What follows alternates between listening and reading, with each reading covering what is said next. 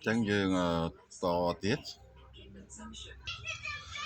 dương với làm pi mạ sớm mốm này transfer happy số hay đang đọc bốn chạy bảy chẳng ní khi chia xe phi nữa này tầm là cá này đồng tròn phẩm mỡ hay đang transfer anh hiếp hay đang SP nữa chẳng ca riệp chom ampli mình khóc nhiệt tê nữa sầm rạp ampli transfer mình thả transferประเภทนาthế คือระเบียบในการเรียบจอมแต่มวยប៉ុន្តែ transfer វាខុសគ្នាត្រង់ថាមួយវាវត្តវាធំហើយមួយទៀតគឺវត្តវាតូច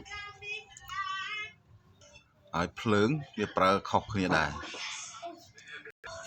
ចឹង maximum នៃ transfer 50គឺ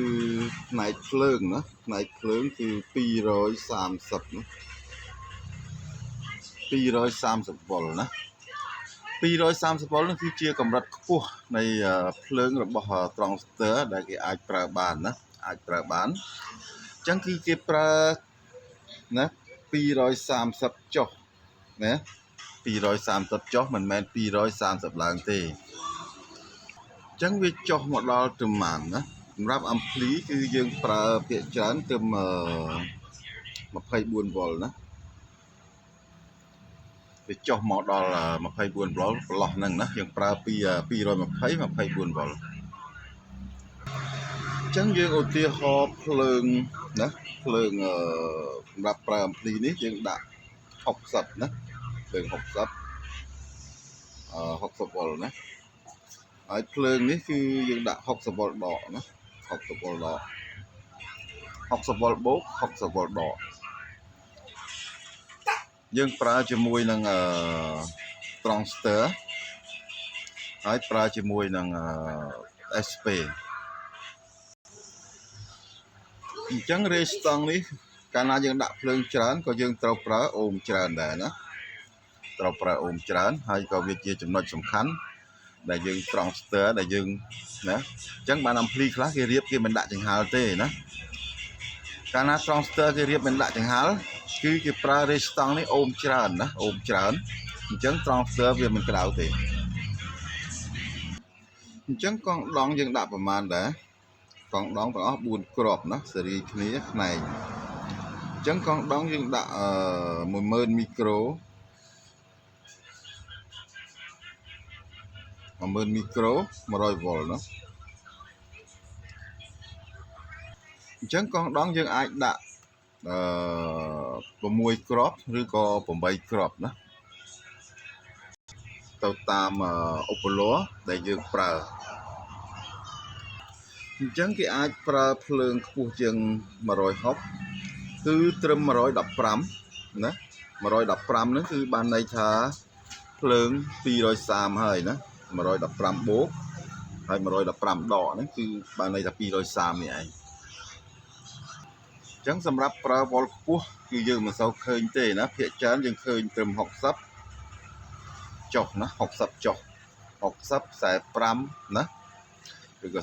35គឺយើងឃើញយើងអាសាជួបប្រទេសអញ្ចឹងនិយាយអំពី maximum ភ្លើងគឺយើងមានប៉ុណ្្នឹងទេណាអញ្ចឹងបន្ទាប់មកយើងនិយាយអំពីវ៉ាត់របស់ transfer អញ្ចឹង520នេះគឺវាមានវ៉ាត់វាគឺ130ទៅ130 វ៉ាត់នៃ transfer ដែលវាអាចរុញបានណាវាអាចរុញបាន130 វ៉ាត់ transfer មួយគ្រាប់អាហ្នឹងដូចគ្នាដែរ130 វ៉ាត់ណា130 វ៉ាត់អញ្ចឹងនេះគឺជា maximum ដែលខ្ពស់បំផុតណាយើងនិយាយ maximum ដែលខ្ពស់បំផុតដែល transfer អាចរុញបានហ្នឹងគឺ130 វ៉ាត់ណាវាមិនមែនជាវ៉ាត់របស់វ៉ាត់នៅក្នុង transfer ទេតែវាអាចរុញបានប៉ុណ្ណេះណាអញ្ចឹងយើងវាអាចរុញបាន130 វ៉ាត់នេះខ្ពស់ហើយឬក៏120ឬក៏100 វ៉ាត់ណាចុះមកអញ្ចឹងបានន័យថាវាទាបជាង130 វ៉ាត់ណាអញ្ចឹងអានេះ130អានេះ130វាទាំងអស់វា260 វ៉ាត់ណា 2 គ្រាប់ហ្នឹងវា260អញ្ចឹងឧបករណ៍យើងអាចដាក់បាន260វ៉ាត់ណាត្រង់ស្ទើ2គ្រាប់នេះភ្លើងច្រើនក៏ដោយណាភ្លើងវាច្រើនក៏ដោយប៉ុន្តែឧបករណ៍ដែលអាចប្រើបានត្រឹមតែ260វ៉ាត់ទេណាដោយសារអីបើសិនតែយើងដាក់ត្រង់ស្ទើ2គ្រាប់ហើយដាក់ឧបករណ៍1000វ៉ាត់អី1200វ៉ាត់វាមិនឆេះអាត្រង់ស្ទើនេះណាវាលើសវ៉ាត់របស់ត្រង់ស្ទើណាវាលើសវ៉ាត់វាអញ្ចឹងវាឆេះអាពីនេះណាវាមិនអាចរុញបានទេអញ្ចឹងសរុបមកបើសិនតែយើងប្រើតែត្រង់ស្ទើ2គ្រាប់គឺយើងអាចដាក់បានឧបករណ៍តែ260វ៉ាត់តែប៉ុណ្ណោះកម្រិតខ្ពស់ណាឬក៏250ឬក៏200វ៉ាត់តែប៉ុណ្ណោះបើសិនជាយើងដាក់ឧបករណ៍លើសពីហ្នឹងគឺវានឹងឆេះត្រង់ស្ទើ2គ្រាប់នេះអញ្ចឹងបន្ទាប់មកយើងនិយាយអំពីការរៀបចំដាក់ត្រង់ស្ទើនេះឲ្យត្រូវទៅនឹងដុំភ្លើងរបស់យើងណាតើដុំភ្លើងយើងមានប្រមាណវ៉ាត់ប្រមាណប៉ែណាអញ្ចឹងយើងឧទាហរណ៍ថាដុំភ្លើងយើង30ណា30ប៉ែណាដុំភ្លើងយើង30ប៉ែ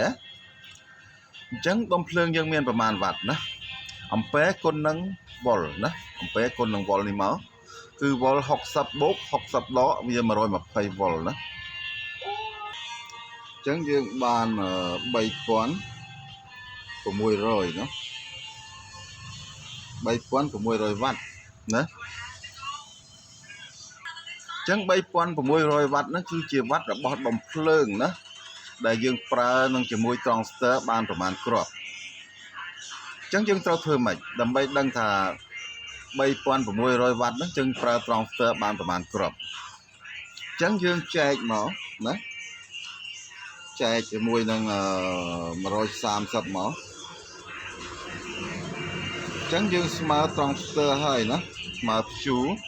ណាស្មើព្យូអញ្ចឹងលទ្ធផលយើងបាន27ណា27គ្រាប់ណាបាន27គ្រាប់អញ្ចឹង27គ្រាប់គឺសេះគូណាសេះគូអញ្ចឹងយើងអាចដាក់បានប្រឡោះ26ណា26នេះហើយនឹង28ណាអញ្ចឹងអានេះគឺបើយើង27វាសេះគូណាអញ្ចឹងដាក់បានប៉ុណ្នេះឬក៏ដាក់ប៉ុណ្ណេះអញ្ចឹងយើងដាក់28ទៅណា28គ្រាប់អញ្ចឹង28គ្រាប់យើងចែកនឹង2ណាចែក2មកអញ្ចឹងស្មើណាស្មើ14គ្រាប់ណាអញ្ចឹង520យើងដាក់14គ្រាប់កាលណាហើយអានេះក៏គឺយើង1943ក៏14គ្រាប់ដែរអញ្ចឹងយើងដាក់បាន28គ្រាប់ណាអញ្ចឹងយើងអាចរុញឧបករណ៍បានប្រមាណណា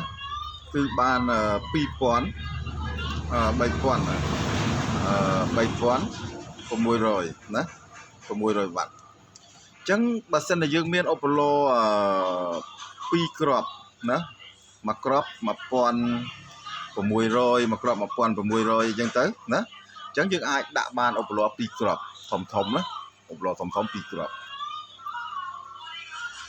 អញ្ចឹងឧបករណ៍គឺយើងដាក់ទៅតាមវ៉ាត់ដុំភ្លើងនេះឯងហើយទៅតាមត្រង់ស្ទើក៏យើងដាក់ទៅតាមវ៉ាត់ដុំភ្លើងនឹងដែរណាដើម្បីដាក់ត្រង់ស្ទើបានប្រមាណគ្រាប់ហើយឧបករណ៍ក៏យើងដាក់ឲ្យត្រូវទៅនឹងគ្រាប់ត្រង់ស្ទើណាហើយនឹងវ៉ាត់របស់ដុំភ្លើងដូចគ្នាណាអញ្ចឹងយើងអាចដាក់ខ្ពស់ជាងបន្តិចក៏បានណាប៉ុន្តែខ្ពស់ជាងគឺយើងបើកខ្លាំងវាអាចនឹងក្តៅត្រង់ស្ទើអញ្ចឹងបើសិនជាយើងដាក់ម៉ាក់សមូមវាគឺវាមិនមានបញ្ហាអីទេណាហើយបើសិនយើងដាក់តិចជាងអញ្ចឹងឧបករណ៍អាចនឹងខូចឧបករណ៍ណាដោយសារវាបុកខ្លាំងពេកអញ្ចឹងបើមកថាយើងដាក់ឧបករណ៍មួយគ្រាប់1200វ៉ាត់ណាអញ្ចឹងវាបើសិនជាយើងបើកខ្លាំងវាអាចនឹងខូចឧបករណ៍នេះណាអាចខូចអញ្ចឹងបើយើងដាក់2គ្រាប់ណា2គ្រាប់អញ្ចឹងវាវ៉ាត់ដែលវាវ៉ាត់ធំគឺវាល្មមណាវាល្មមបើវ៉ាត់តូចយើងអាចដាក់4គ្រាប់ណាអាចដាក់4គ្រាប់ទៅអញ្ចឹងដាក់យ៉ាងម៉េចក៏ដោយកុំឲ្យវាណាខុសគ្នាច្រើនពេកជាមួយនឹងវ៉ាត់នេះណាជាមួយនឹងវ៉ាត់នេះវ៉ាត់ដុំភ្លើងនេះណាកុំឲ្យខុសគ្នាច្រើនពេកហើយនឹងវ៉ាត់ត្រង់ស្ទើនេះណា អញ្ចឹង transistor 14 គ្រាប់ 24 គ្រាប់នេះគឺសម្រាប់ណា28 គ្រាប់នេះគឺសម្រាប់រុញបាសបានណាបាសបាន 4 គ្រាប់ទៅតាមវ៉ាត់របស់បាសណាតាមវ៉ាត់របស់បាសឬក៏បានវ៉ាត់បាសធំមានវ៉ាត់2 គ្រាប់ណាបានបាសធំ 2 គ្រាប់ដែលមានវ៉ាត់ 1000 វ៉ាត់ជាងឡើងទៅណាបាន 2 គ្រាប់អញ្ចឹងយើងមានប៉ុណ្ណឹងទេសម្រាប់វីដេអូនេះណាសម្រាប់វីដេអូនេះអញ្ចឹងយើងតទៅវីដេអូមួយទៀតយើងតទៅវីដេអូមួយទៀតគឺយើងនិយាយអំពីម៉ាក់សមូមរបស់ខ្វែតណាហើយនឹងការរៀបចំនៃអំពីខ្វែតអរគុណទាំងអស់គ្នាសម្រាប់ការតាមដានហើយសុខសប្បាយទាំងអស់គ្នាជួបគ្នានៅវីដេអូក្រោយ